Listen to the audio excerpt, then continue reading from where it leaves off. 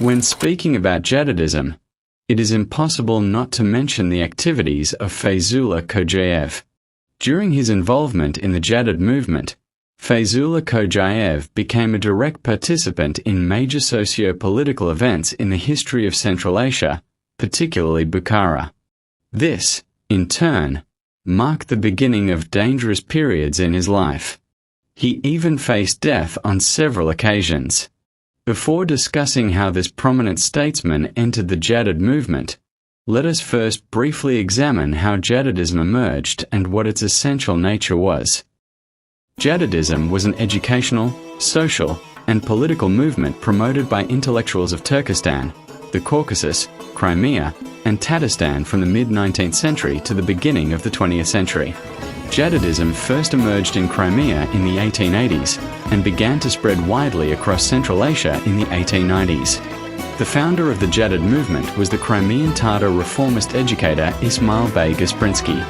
Initially, Jadidism was interpreted primarily as an educational reform movement, advocating liberation from medieval backwardness and religious superstition, the reform of Sharia, and the dissemination of education among the people through new method schools, newspapers, journals, and theatres. Later, however, the Jadids became increasingly politicized and struggled to achieve goals such as establishing independence in Turkestan, introducing constitutional monarchy and parliamentary institutions in Bukhara and Khiva, building a free and prosperous society through the establishment of a modern democratic system, creating a national army, and introducing a stable currency.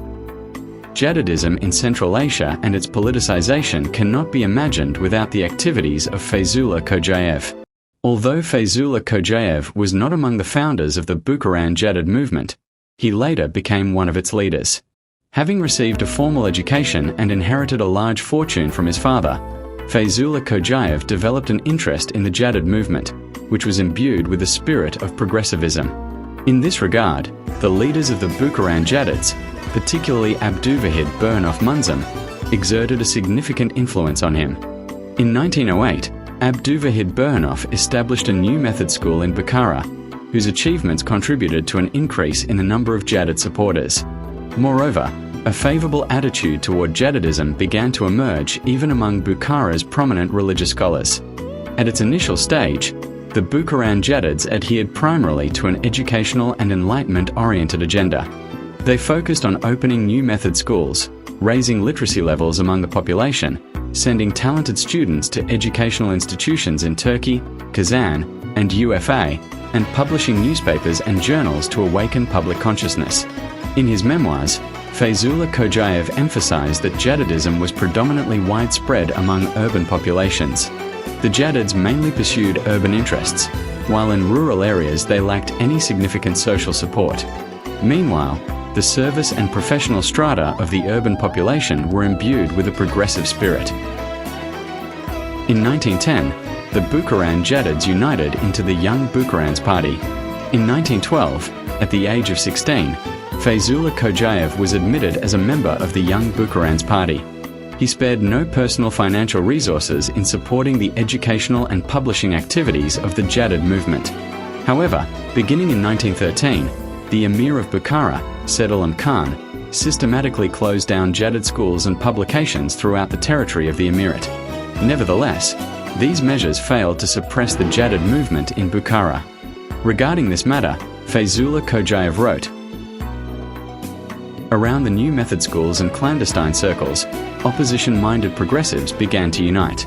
Although the broad masses of the population had not yet been drawn into Jadid propaganda and mobilized into action, Jadidism had already evolved progressively.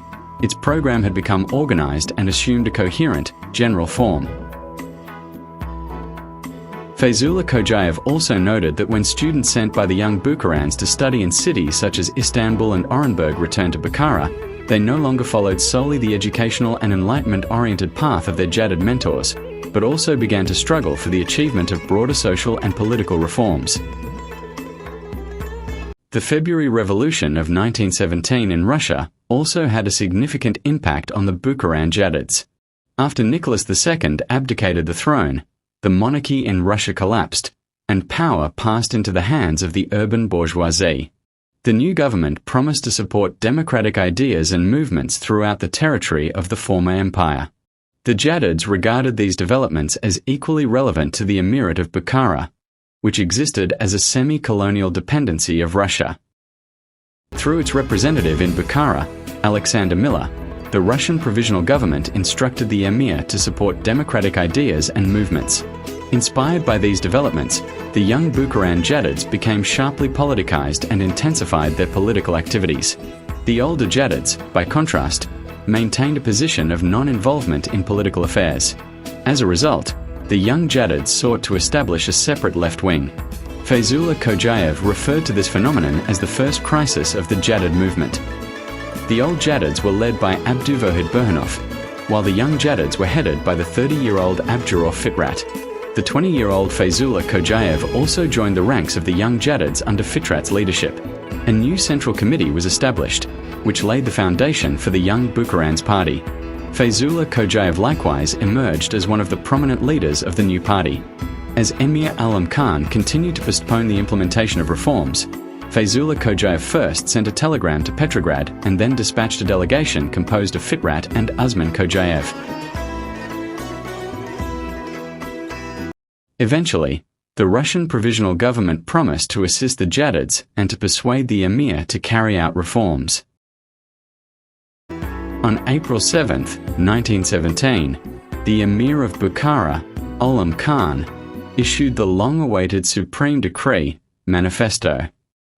The emir's decree emphasized the establishment of strict oversight over officials and state functionaries, the prohibition of their collecting payments from the population in exchange for official services, the promotion of useful knowledge, the election of a council in the capital city of Bukhara, the creation of a state budget from the emir's treasury, the establishment of a printing house and the development of publishing activities, as well as the proclamation of a general amnesty.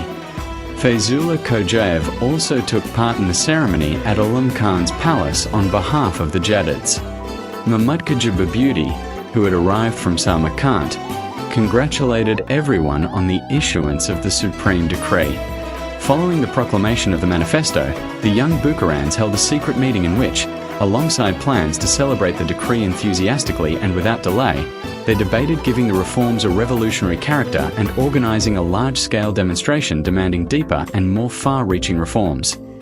Representatives of the right wing, that is, the conservative and moderate Jadids, including Abduvohid Burhanov, Muhyiddin Arafat, Musa Sayjanov, and Sadruddin Aini, opposed this proposal.